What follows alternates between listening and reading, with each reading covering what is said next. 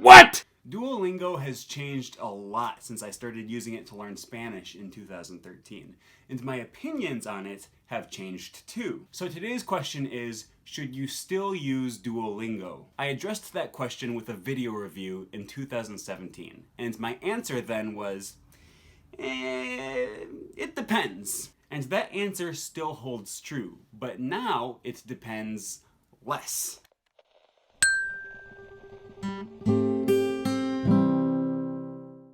Hey guys, I'm Aaron from Finctum Languages, and this channel is dedicated to helping you finally learn that language that's been on your mind since high school, because a new language will enhance your life. Now, everyone asks me about Duolingo. Is it worth it? Is it a waste of time? Will it make me fluent? Well, Duolingo has improved a lot in certain areas over the years, while continuing to adamantly suck in other areas. So in this video, I'm gonna help you decide whether or not Duolingo is right for you. But if you only remember one thing from this video, remember this. Duolingo will not teach you a language.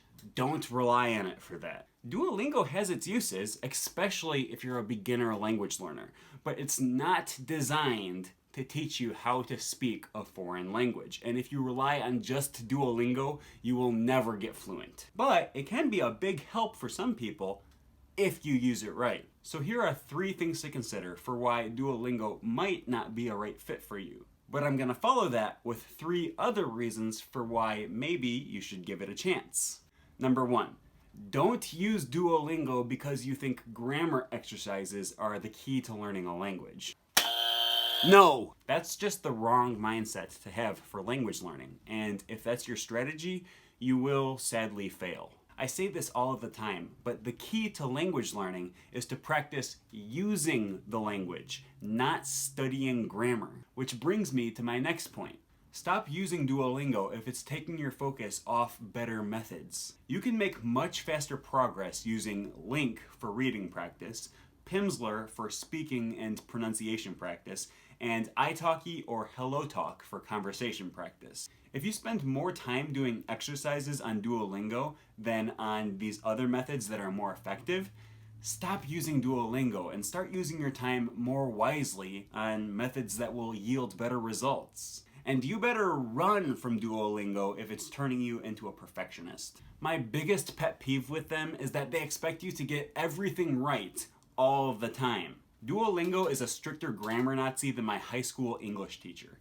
And believe it or not, that's actually bad for language learning. The reality is that the art of language learning is messy. Ms. Frizzle would be a pro language learner. You need to get comfortable just flubbing around in the language, making lots of mistakes, learning from trial and error, and slowly figuring out what works over time. And if Duolingo is making you self-conscious about every little mistake, you do not need that kind of negativity in your life. So let's think positive. Here are 3 reasons why Duolingo might actually be good for you. First of all, use Duolingo if you're a beginner in your target language. Fact is, Duolingo is free, and they start you off nice and easy. If you don't know a single word in the language you want to learn, Duolingo can genuinely be a good place to start. There's no commitment, it's not scary, they don't push you into the deep end. Dipping your toes into the language with Duolingo can be a good transition from not knowing anything to progressing towards the more effective apps that I mentioned earlier.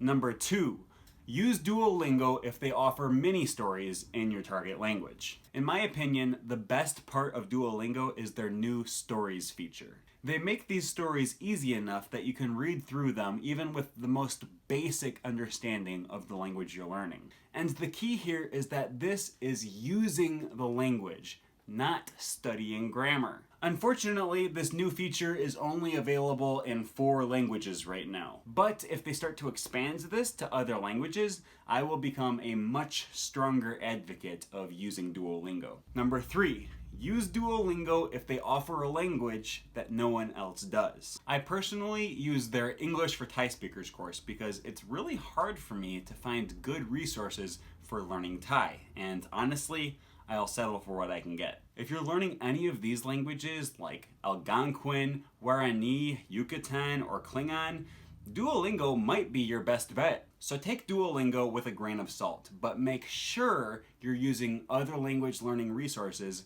with it. You can check out my review videos of Link and Pimsleur below, because I'm a firm believer that these apps will take you a long way even after Duolingo has stopped being useful. Now go into the world and learn that language.